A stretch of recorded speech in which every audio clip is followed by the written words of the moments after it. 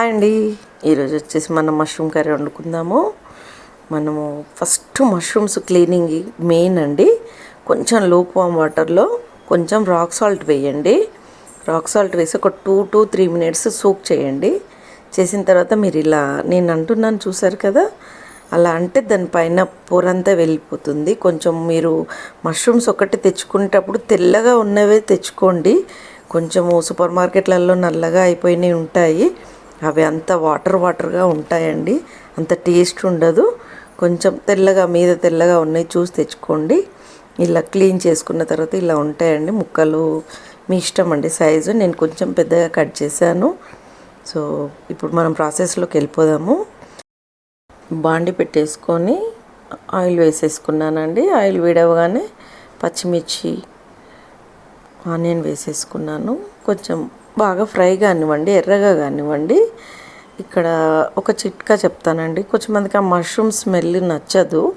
So అలా నచ్చనప్పుడు ఏం చేయాలి కదంటే, ఆనియన్ రెడ్గా అయినప్పుడు ఆ ఆనియన్ అయిన తర్వాత మష్రూమ్స్ వేసేయండి. ఆ ఆనియన్ లోపల ఫ్లేవర్ అనేది మష్రూమ్స్కి వస్తుందండి. అప్పుడు ఆ మష్రూమ్ స్మెల్ అనేది తెలీదు. సో అలా కూడా తినగలుగుతారు. కొంచెం మంది ఇష్టపడరు దాని స్మెల్, అంతే. సో ఫ్రెష్గా ఉంటే అసలు స్మెల్ రాదండి. ఒకటి కడగడం ఒకటి నీట్గా ఉండాలి, మష్రూమ్ ఫ్రెష్గా ఉండాలి, సరిపోతుంది. ఇప్పుడు మనం గార్లిక్ పేస్ట్ యాడ్ చేసుకుందామండి. గార్లిక్ పేస్ట్ నేను చేసి పెట్టుకున్నాను. సో అల్లం అంటే నేను వేయనండి దీంట్లో. ఫ్లేవర్ మష్రూమ్ ఫ్లేవర్ నాకు ఇష్టము. సో గార్లిక్ ఒకటి వేసాను. మీకు ఆప్షన్ అండి, మీరు కావాలంటే అల్లం వెల్లుల్లి పేస్ట్ వేసుకోండి, బాగుంటుంది. ఇప్పుడు మనం అన్ని ఇంగ్రీడియంట్స్ అన్నీ వేసేసుకుందాం. గరం మసాలా లేదండి, ఓన్లీ ధనియాల పొడి, ఉప్పు, కారం, పసుపు, కొంచెం షుగర్ వేసానండి. టమాటా కొంచెం వేసినా కూడా పుల్లదన్నం బయటకు వస్తుంది. కాస్త షుగర్ యాడ్ చేస్తే బాగుంటుంది. సో ఇది బాగా ఫ్రై కానివ్వండి. ఫ్రై అయిన తర్వాత ఒక 5 to 6 minutes సిమ్లో పెట్టేయండి. ఎందుకంటే మంచిగా ఆయిల్లో కుక్ అయిన తర్వాత ఇప్పుడు టమాటో ప్యూరీ యాడ్ చేసేయండి. ఒక 3 tablespoons వేస్తున్నాను నేను. ఇది ఒక 4 members వస్తుంది. ఇది మష్రూమ్ క్వాంటిటీ వచ్చేసి ఒక ప్యాకెట్ అండి. సో ఇది చూసుకోండి. టమాటా ఇంకా మీకు ఎక్కువ సూప్ కావాలంటే ఇంకా కొంచెం మీరు టమాటా ప్యూరీ యాడ్ చేసుకొని కొంచెం హాట్ వాటర్ యాడ్ చేసుకోండి. కొంచెం బాదాము, కొంచెం కొబ్బరి అవి వేసుకుంటే ఇంకా కొంచెం చిక్కగా వస్తుంది. నేను ఇప్పుడు కొంచెం నార్మల్గా పౌడర్స్లోనే కొంచెం ఉందండి, అదే వేసాను. కొత్తిమీర వేసేసుకోండి. కొత్తిమీర వేసుకున్న తర్వాత ఇక్కడ ఒక చిన్న చిట్కా ఏంటంటే, మనకు పన్నీర్ మసాలా దొరుకుతుందండి చింగ్స్ వాళ్ళది. అది కొంచెం పౌడర్ కొంచెం యాడ్ చేయండి. దాని కలర్ మారుతుందండి, కర్రీది కలర్ మారుతుంది, మనకు రెస్టారెంట్ లాగా వస్తుంది అన్నమాట.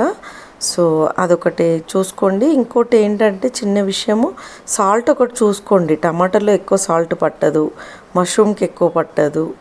సో అది చూసుకోండి. నేను కొంచెం పెప్పర్ యాడ్ చేశానండి, పెప్పర్ పౌడరు. కొంచెం గరం మసాలా కూడా వేస్తాను. గరం మసాలా కొంచెం వేసాను, కొంచెమే వేయండి, ఎక్కువ వద్దు, ఫ్లేవర్ మళ్ళీ డ్యామేజ్ చేస్తుంది. సో అయిపోయిందండి. ఒక 5 minutes సిమ్లో పెట్టేసేయండి.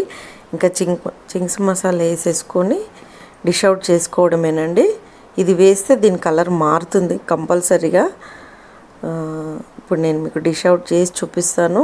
ఇది వేసిన తర్వాత ఒక 2 minutes సరిపోతుంది, ఎక్కువ అవసరం లేదు.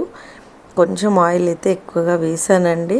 యాక్చువల్గా ఇది నేను చెప్పాను కదా, కొంచెం అవుట్ ఆఫ్ స్టేషన్ వెళ్తున్నాను, సో అందుకోసమని చేశాను. ఆయిల్ ఉంటేనే స్టోరేజ్గా ఉంటుంది మనకు కర్రీ, లేదంటే తొందరగా ఇదైపోతుందండి. నేను ఒక్క చుక్క వాటర్ కూడా యాడ్ చేయలేదు.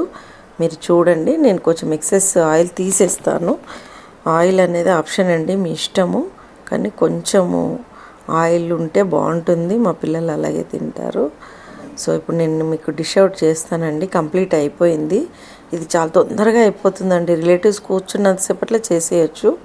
ఇప్పుడు చూడండి, డిష్ అవుట్ చేశాను. ఇలా వస్తుందండి. నేనైతే వంటలు చాలా బాగా చేస్తాను, మీరేం భయపడకండి.